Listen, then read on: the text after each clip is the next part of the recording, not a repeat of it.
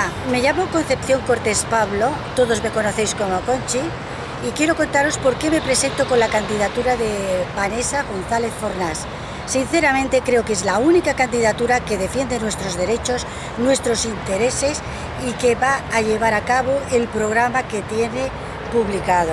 No solamente quiero que penséis que ese programa se va a decir, sino que ese programa se va a ejecutar.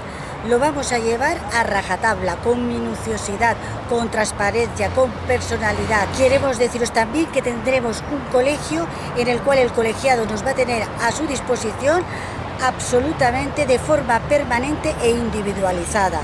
Por otro lado, simplemente deciros que llevo 25 años de colegiación y desde el principio del inicio de mi carrera he estado inscrita en el turno de oficio penal. Acordaros, venid. No os dé pereza, esta vez podemos conseguirlo. El colegio es nuestro, nosotros somos abogados como vosotros.